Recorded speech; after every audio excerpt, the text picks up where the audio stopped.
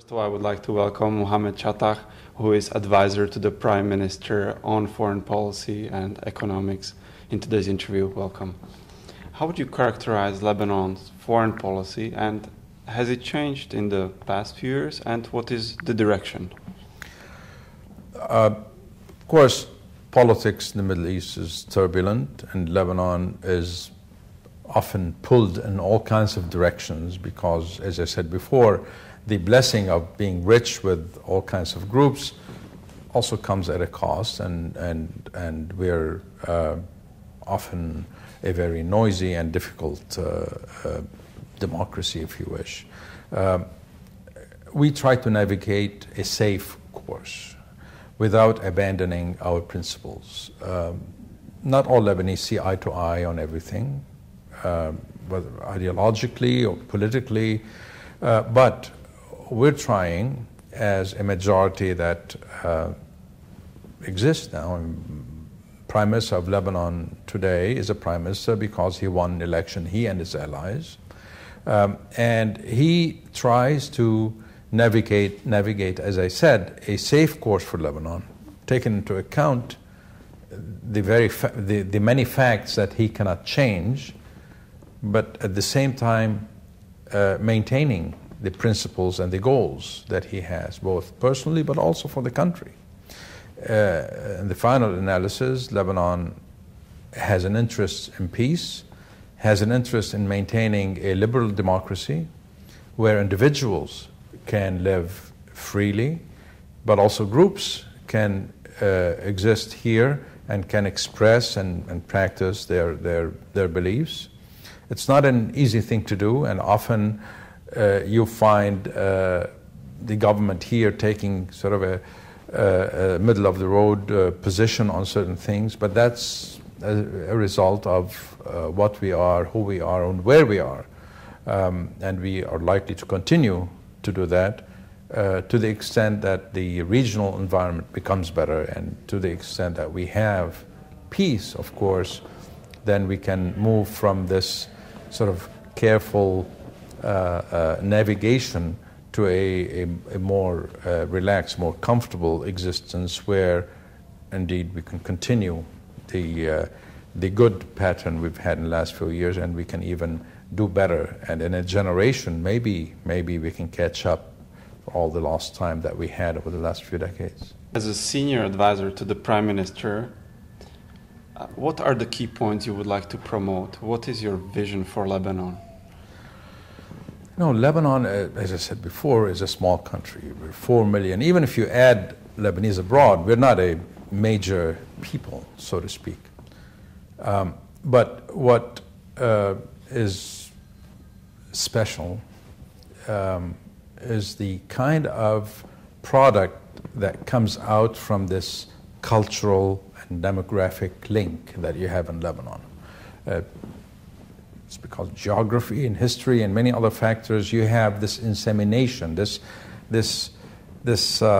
mix that has produced a Lebanese character. It has produced a Lebanese way of life. It has produced a Lebanese culture, and in so doing has produced a very special Arab culture and way of life, a very special Muslim culture and way of life, which has become a lot more important than the country itself.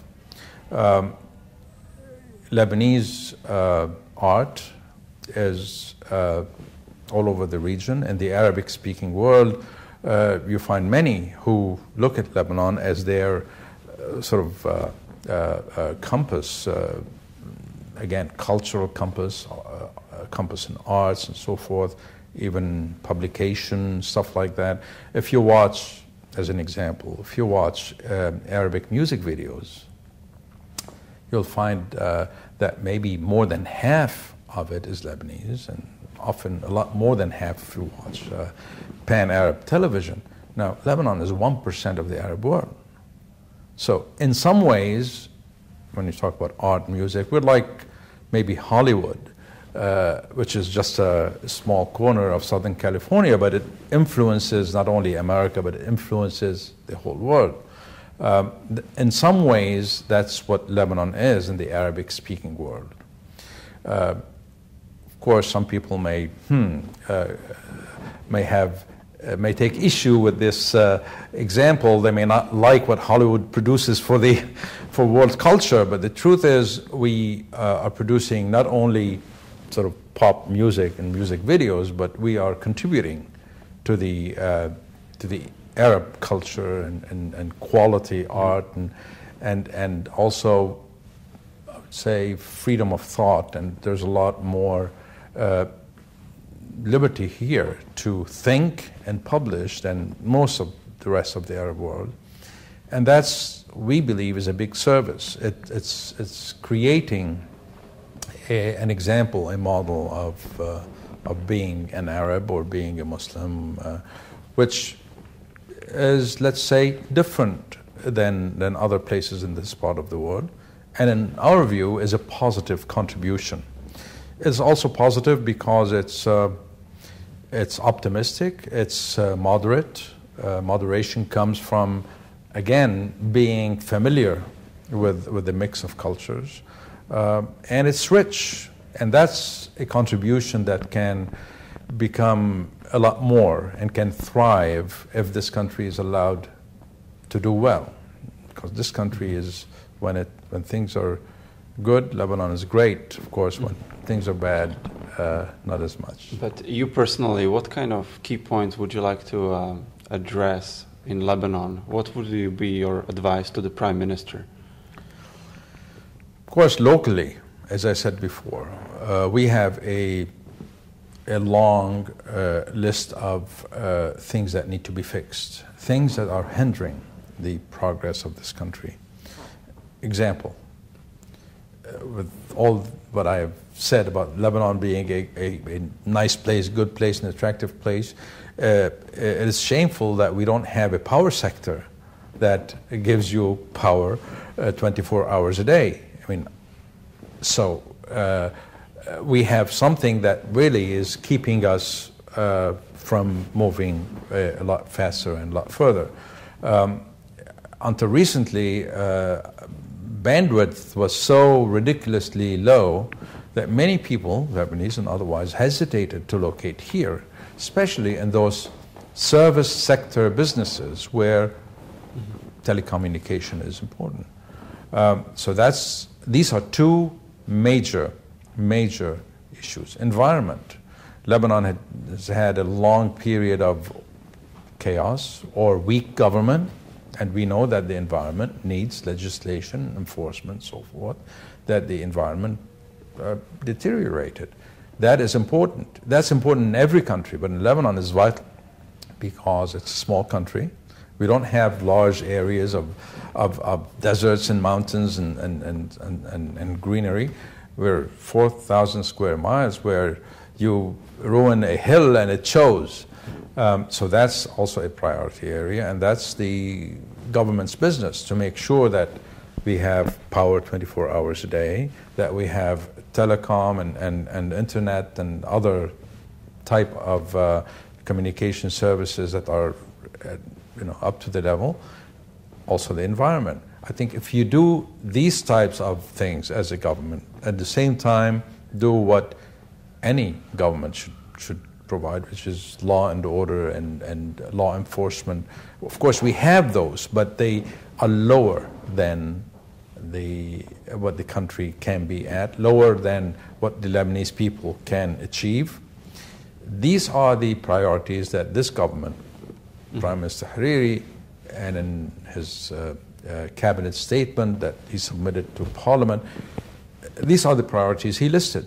He said this government has these objectives, and I mentioned already 3 of them, that is power, telecom, and environment, and actually law enforcement and law and order. These are some of the major objectives of this government, and he and others, of course, in the government are working hard to make this a reality. This is an everyday struggle. It's a complicated political system, as you know, and we're now a coalition government that includes everyone. That's not a very sort of comfortable basis for policymakers. You'd rather have a sort of a single party in government if you want to do these things. But unfortunately, we can't do this in our country. We're so divided in a sense that we had to join hands together. We hope that this will be a source of strength to agree to move together faster. But in any event, these are the priorities. My boss is doing his best to push the envelope, push everyone towards achieving these goals. Mm-hmm. Very good. How do you see these questions, privatization, public-private partnerships, and taxes in Lebanon? What do you think of this, and what is the outlook? Well, I think everyone knows that the Lebanese are good businessmen. Everyone knows the Lebanese are good entrepreneurs, and that's not new.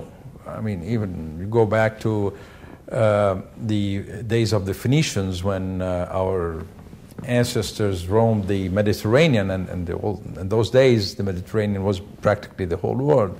They were good traders, and they succeeded in doing trade all over the world at that time.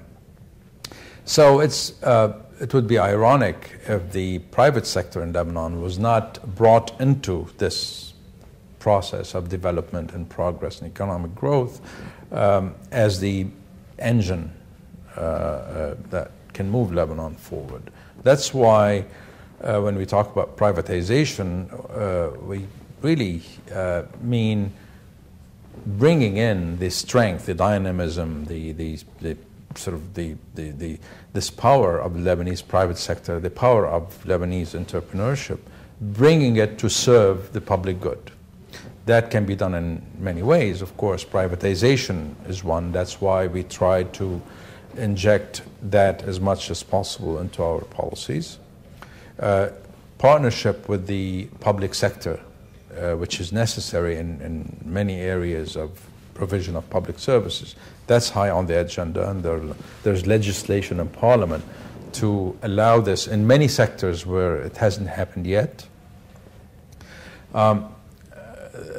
This is high on our agenda, and the private sector considers itself a partner with this government because it knows that this government and this prime minister, who, like many of his ministers, come indeed from the private sector.